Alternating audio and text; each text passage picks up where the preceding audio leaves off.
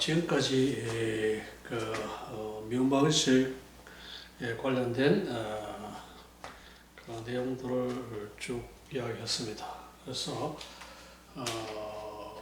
이 미음방식을 푸는 여러 가지 방법에 대해서 대략적으로 이야기가 되었다고 보고요. 그래서 이 다음에 이야기할 내용들은 이 스페셜 펑션, 그러니까 특수 함수에 관한 것인데, 그래서 그 이야기를 하기 전에 지금까지 한 미분 방식에 대한 것을 요약하고, 그리고 이 특수 함수가 어떤 것에 대해서 이야기할 것인지에 대한 개략적인 것을 요약을 해 보겠습니다. 자, 지금까지 한 미분방식 푸는 방법에 대한 것은 대략 이 두 가지 미분방식이죠.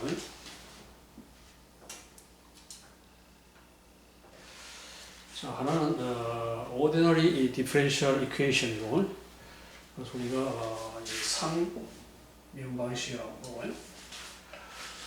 그래서 이 함수가 변수가 한 개죠. 변수 한 개인 그러한 미분방정식을 우리가 ordinary differential equation, 그래서 상미분방식이라고 합니다. 그래서 이 상미분방식을 푸는 방법에 대해서 여러 가지에 대해서 이야기했습니다. 그 중에서 중요한 것들만 이런 식으로 요약을 할 수 있겠죠. variation of parameters 하는 방법을 사용했고요. 그리고 method of undetermined coefficients. 자, 저거는 이제 이 non-homogeneous differential equation에서 이 particular solution을 구하기 방법 중에 하나가 undetermined coefficient 방법이죠. 그래서 그에 대한 이야기를 했었고, 그 다음에 오퍼레이터 메소드에 대해서도 이야기했습니다. 자, 그리고 이 아이겐 밸류 프로블럼 이 systems of first order differential equation 그런 방법이 이제 아이겐 밸류 프로블럼하고 비슷하잖아요. 그래서 그 아이겐밸류 프로그램을 우리가 1개 미방의 시스템, 그 Systems of First Order Differential Equation에 대해서 우리가 적용을 해서 푸는 방법에 대해서 이야기를 했습니다. 자, 그리고 이 파워 시리즈 솔루션, 급수에 대해서 이야기를 했고요. 자, 그리고 이 라플레스 트랜스폼스 방법을 이용해서 이 디퍼런셜 이퀘이션 푸는 방법에 대해서 이야기를 했습니다. 이 외에 여러 가지 간단한 것들도 있습니다만은 상당히 방법이 많잖아요. 그래서 이 미분방식을 푸는 방법이, 특히 상미분방식을 푸는 방법이 굉장히 종류들이 많은데, 그것들이 이제 각 부분에 어떻게 효율적으로, 효과적으로 적용할 수 있는지에 대해서 지금까지 이야기를 했습니다. 자, 그리고 이 partial differential equation은 편미분방식인데요. 그래서 그 차이는 이 함수가 변수가 2개 이상이죠. 그래서 xt 2개고요. 이거는 상미분방식 변수 1개고요.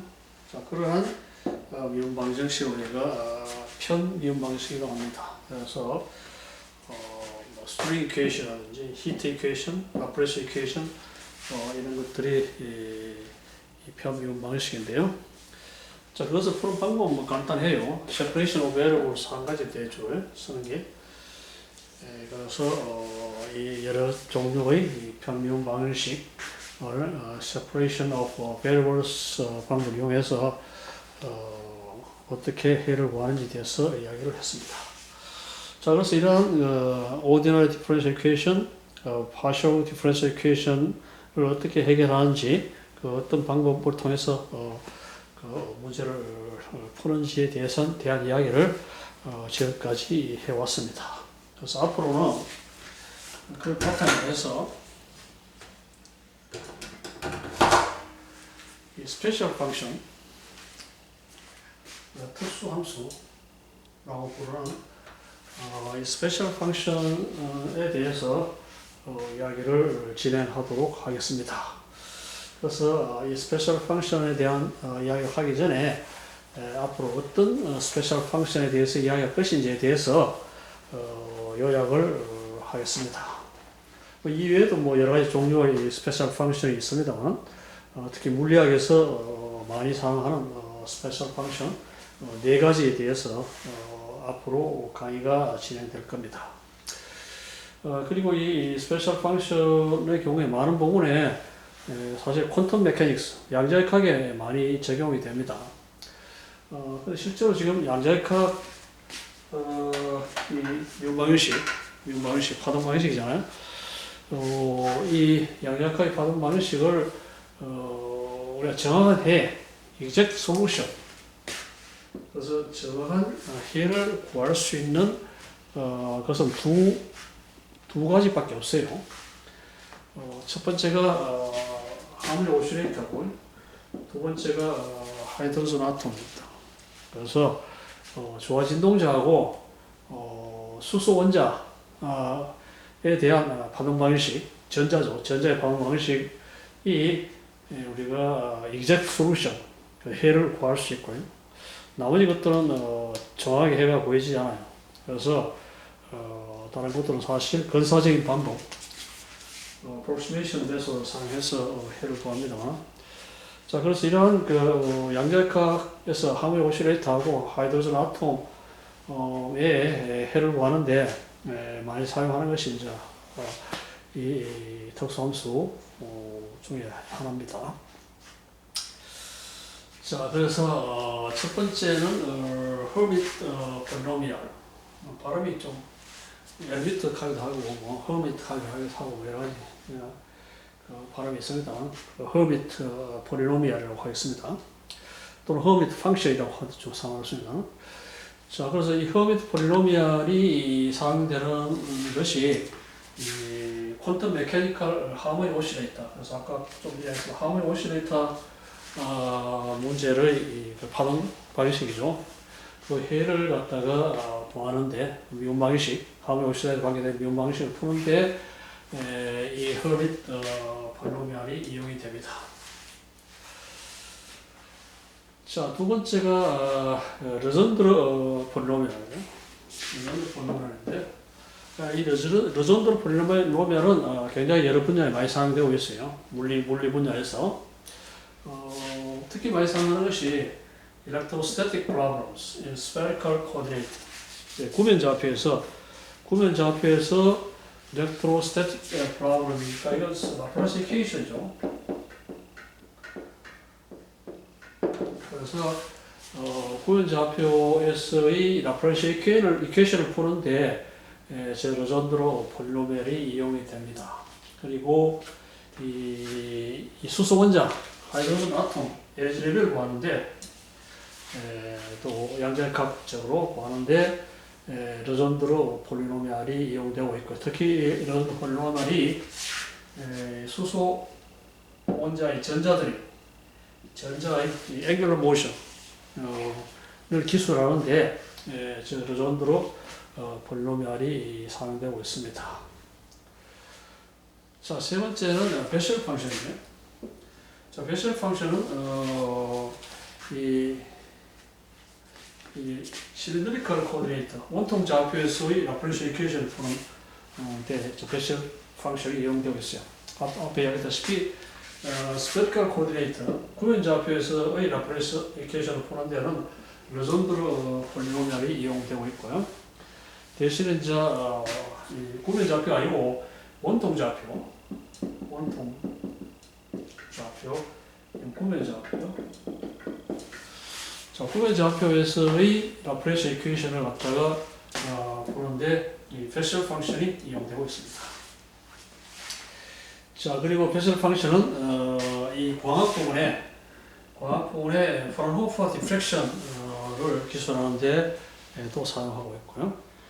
자, 그리고 양자역학에서 퀀텀 스캐터링을 갖다가 기술하는데 이 베셀 펑션이 이용되고 있습니다. 그래서 베셀 펑션 이외에도 여러 분야에 이용되고 있습니다.